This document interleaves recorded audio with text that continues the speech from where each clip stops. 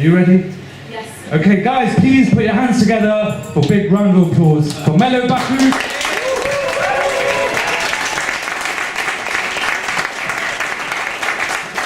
Thank you. It wasn't painstaking when I wrote it, but it sounds like maybe it was. I did say to Nishan, can you just take out, just put in the exciting bits? Well, they all know about you now. Okay, you all know about me now. What you're doing. Nothing more to say. Thank you, Leonie, as well, my wine rider. So, I'm really in awe of the poetry slammers. I don't know if that's something I could do. Yeah, you can. Well, don't put any timing clocks behind me, and No. don't be giving me any numbers, please. I can melt down.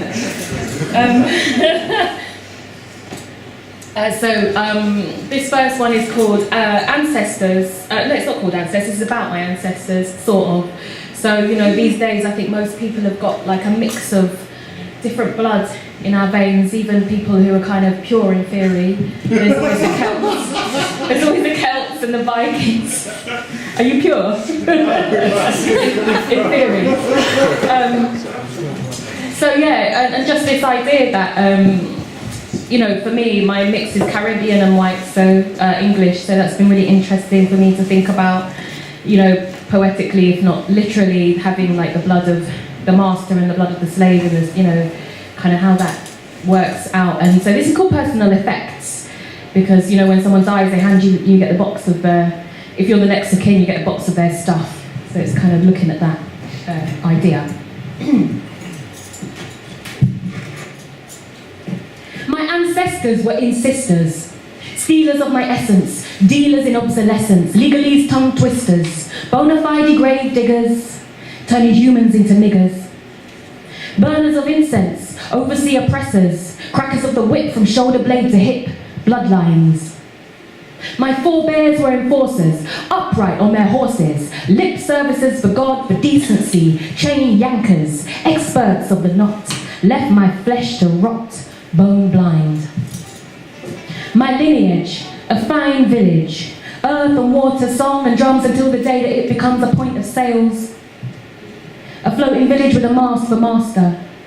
Among the whales, rulers on the waves, a story and disaster for these slaves, sea tales. My inheritance is a metaphor, the figure of a yeti or a bogeyman is what I get and more, a spell of letters for R-A-C-E, race. Handed down the generations from another shore, passed along the ghetto floor from face to face. Race, from chasing mob with glowing torch. Race from flashing lights of blue. Race from dogs let loose upon a porch. And always race through life to get your due. But when I look back at the racing, I will stop. Because in me the bottom is the top. The victim and oppressor are the same. There is no shame in losing what I never really got, in putting down the burden of my name. My inheritance is a metaphor, and if on me you place a bet, be sure that you may lose. For I don't have to follow suit if I refuse. The ace is sometimes higher than the twos. Cards may not be stacked in my favour, but I was born to be braver. A bitter legacy set to a sweet melody on a 12-bar refrain. It's all laid down in the blues. The personal effects of pain are lessons to learn if I choose. My existence is a miracle, and I may be overwaxing lyrical, but I get it from a Devonshire-born mother. When I look back just one blood drop, that's what I discover. She's what I see of myself, and I love her. My heritage I am indebted for. A one drop on a 4 beat skank, top ranking. For this I'll be thanking, and I dance to a sound that is free of master, born of Rasta. As my foremothers dance while they cast a spell made of blue eyes and black skin, as my forefathers fell. Yes, a story I know and a story I tell, all the way back to beginning. Thank you.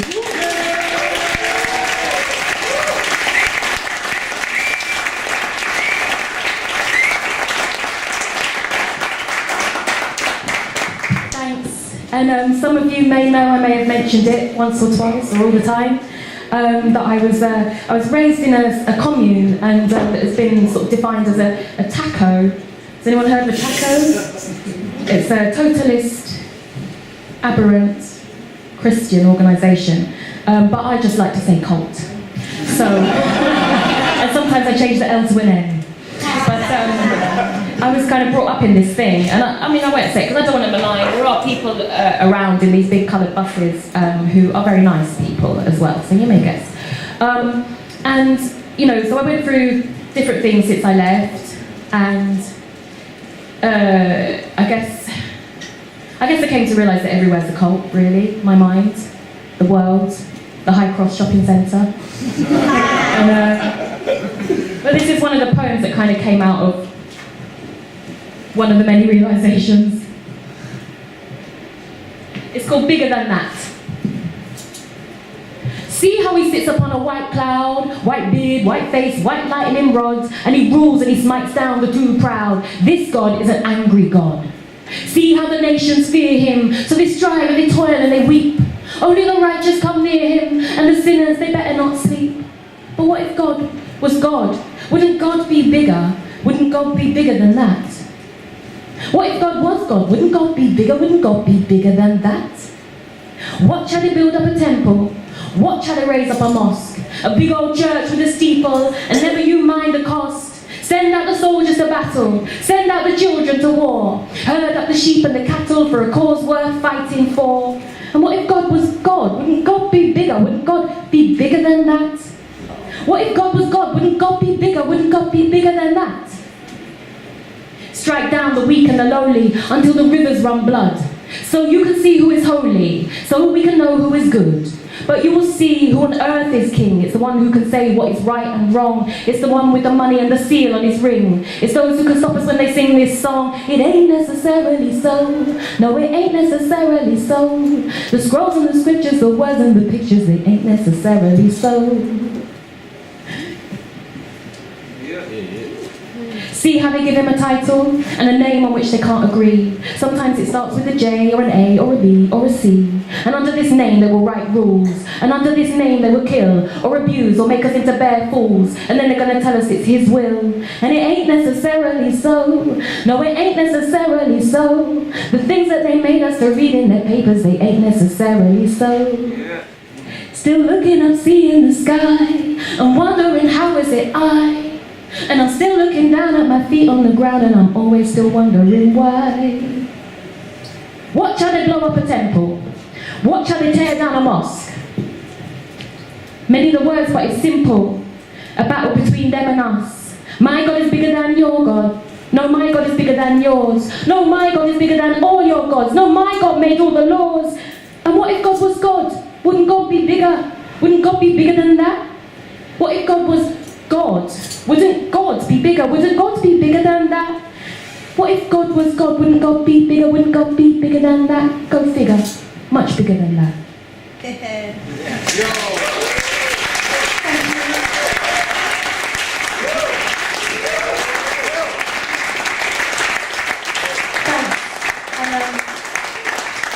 Also, there's so many, when I say there's many gods, it's like there's also, the personal God of the heart, and I don't have any disrespect for that,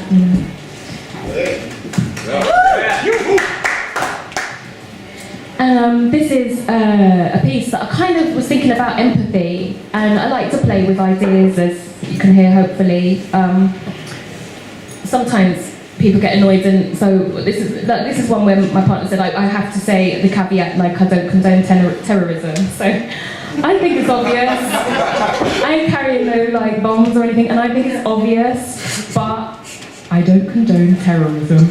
So this is a piece that explores empathy, and I used to say, this thing, the hashtag third world problems. So it's so cold outside, it's -1, hashtag third world problems. And I used to say, my version was, and meanwhile in Guantanamo Bay. So I used to say that. And then I thought one day, I should really maybe write a poem, and then I should really do some research as well. So as of, I think, November 2017, the facts herein were as according to my research, some of the statistics may have changed. And I don't condone terrorism. And meanwhile, in Guantanamo Bay, as I might say when trying to think of ways to make myself feel grateful, is there even a real reason I'm feeling so hateful today? I'm feeling like sun runs in to hide behind the blackest fist of gathered air. Every time I make the time to get it on in time, and sometimes that's a feat. Each foot inside each sock, and then the shoes. A piece of chewing gum instead of brushing teeth will have to do when I'm feeling like this. And nobody need ever know I lack the energy to wear a bra beneath this coat. Unless I'm hit by a speeding car, unless I see someone and have to stop and smile or maybe talk, I beg you don't. I only went through all of this to catch a piece of sun, and now the sun's gone in. And meanwhile in Guantanamo Bay another day begins. As I would say, while really thinking what's that got to do with me? It's like when I was younger and unconnected, and yet I still expected the sun to wait for me. It's like when my mum said, you better eat your tea, consider them, diasporic community. The starving ones from television, they do not have your opportunities. Look at the food that's on your plate, let alone the food that's on your plate. I look down at a mountain of mashed potatoes, Kilimanjaro rising from the peas that sit on gravy lakes and drown in gravy seas. And Mum looks too, but she never will agree that I could eat the world and it would never help the world. And meanwhile in Guantanamo Bay, some shit got hurled. And more than this, they said, some vomit too. A bodily fluids cocktail, these terrible men. So they said on CNN, and so it's true. The terrible things they do. As I might do when trying to think of ways to make myself get heard. I might start flinging shit, and it might sound absurd, but when my voice is coming back unanswered, a third email sent into the void, it's not just that I get annoyed when trying to get things done feels like pushing a ton of other people's issues and dismissals up a mountain, or trying to dodge one's own unanswered and increasing pile of messages still counting. I'm only trying to get things done. It feels like I'm the only one. And meanwhile in Guantanamo Bay, another day ends. And no one sent them emails, the Gitmo detainees, as they are called in headlines and in tweets. And meanwhile in Guantanamo Bay, the Muslims pray on knees. They're not bothered by emails, but we are told they don't like females, or to be touched by them, as they wash and pray and dress. And that's much like me. I don't want strangers' hands on my flesh as I eat or pray or fast. In theory, torture is a thing of the past in Guantanamo Bay. This is what officials on Fox News say. 91 male prisoners, 35 cleared for release, and none charged. So one might think that for peace they could have found male guards. Wouldn't be too hard, I'd have thought. Except Army Lieutenant Colonel Long, who obviously knows right from wrong, has pointed out they didn't ought to complain. A clear-cut case of gender discrimination, it is plain. And meanwhile in Guantanamo Bay, they cannot say shit. Unlike article creators and commentators, or shall we say haters, who have endless creative ideas about how to deal with their own imaginary fears. I don't recommend that you read very much. It's likely you'll wish you stayed out of touch. Electrodes, pig's blood, starve and lynch are just some suggestions in comment sections, and well, if we flinch, what should we expect? For these detainees have definitely been found politically incorrect. And meanwhile, in Guantanamo Bay, sun runs in to hide behind the blackest fist of gathered air. And meanwhile, in Guantanamo Bay, the covered head, the muffled prayer. And in Guantanamo Bay, mock executions. And in Guantanamo Bay, each foot inside each sock. And in Guantanamo Bay, sleepless nights and stress positions. And in Guantanamo Bay, another day begins. And in Guantanamo Bay, another day ends. And in Guantanamo Bay, another day, another day, another day, another day, another day, another day, another day, another day, another day.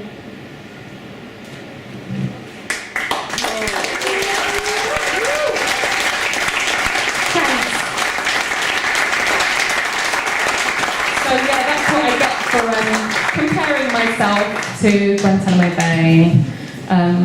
And yeah, I think it was when I read that like some lad had been in there from the age of about 12, and he was now like I don't know how that would, like a man, you know, not been charged.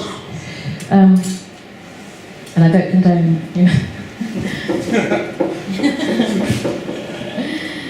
If you don't see me tomorrow, dial FBI. This is, I've got like quite a few nieces, like maybe like, I don't know, for maybe 30 or something, including the sort of half-sibling nieces. And they're all younger than me, which is it's quite unusual these days, I hear, in families. And they love their selfies, and they're so beautiful, and I love my selfie. I mean, I love to take selfies. Has anyone not taken a selfie? Ever? Right, so we need to have a selfie later together. No, are you anti-selfie? No, I just never did. Just never thought of it. No, the guy behind you as well. She's lying. So, I mean, literally, like, when it was -1, my storage heating wasn't working very well, and I went to Wilko's and I got a £15 heater. And it's really brilliant with one of the bars is actually now gone. I'll take it back, it's Daewoo. And, but the orange glow, I caught my face in the mirror with the orange glow, I was like, wow. And then I just consequently lost an hour taking selfies because it was such a flattering glow. And it won me about 72 likes on Instagram, which is like the highest yet. So I really get the selfie thing, and at the same time I, see a lot of nieces spending so much time when they're very young, looking a lot older and sort of dressing their faces up and then adding to that and then kind of like pushing up cleavage and then there's all these men on their feet and I just wanted to sort of like show a mirror to that. So that's what this piece is about, and it's also about us as well and myself. It's called See Me, which is what selfies are about. It's called See Me Selfie, and I haven't actually learned it all by heart yet, Andrew Lee, so.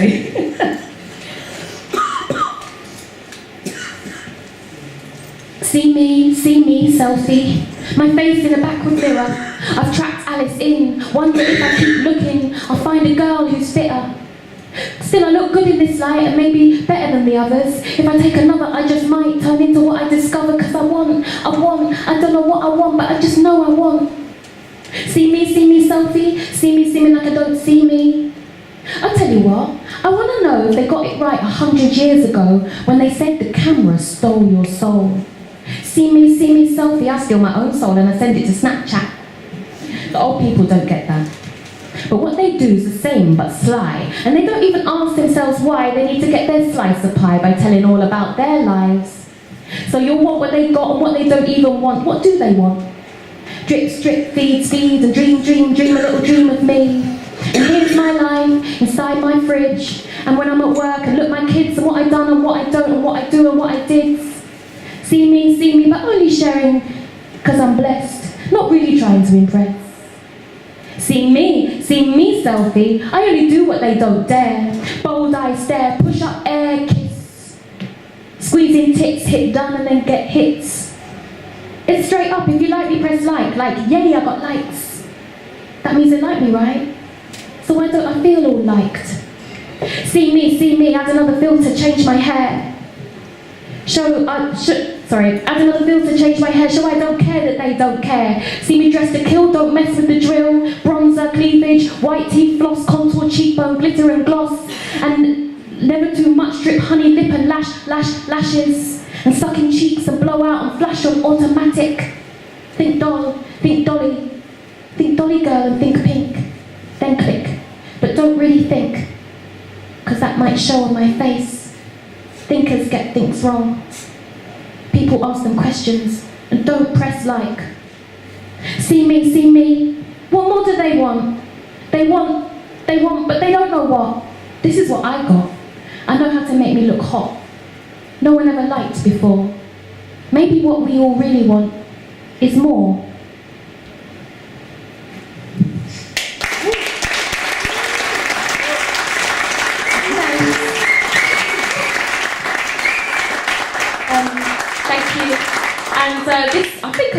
I think I know one poem without looking at the scrolling. It works better on paper really because you don't have to scroll obviously, but I thought I'd try. this.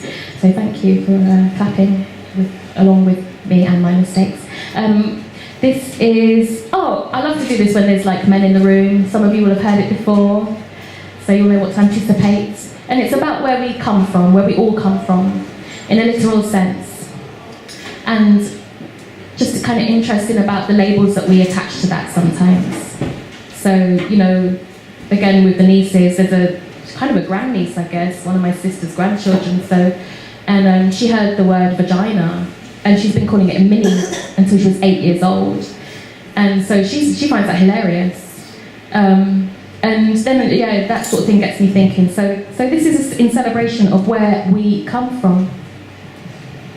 From deepest waters do we punt. First in the womb, then down the shunt. Though some may call it lady front. All sons and daughters come from, can't you tell? By the smell of briny sea, of earth, by the way that we denigrate its worth. We love to hate this sacred bed, this tent of red. We call it stupid names instead, pussy, pocketbook, or worse. And then there are the hateful ones. We will not use the words that curse today. Vagina. Vagina. Let's celebrate the name, these miraculous portals from which all blessed mortals came. Thank you.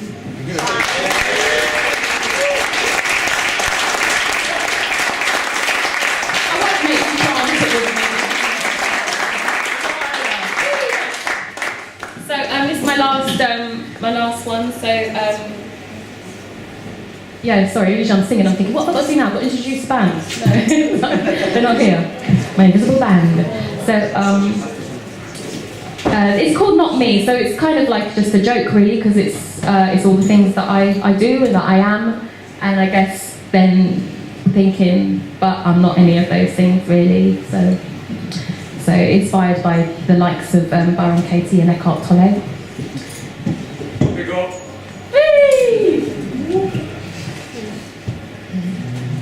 I am not a number, said someone, but now I wanna get further undone. I am not a letter, I am not my name. I am no better, no worse, the same. I am not a number, said someone. No, not some two or some three, no, not him. But now I wanna get further undone. I am not a letter or an acronym.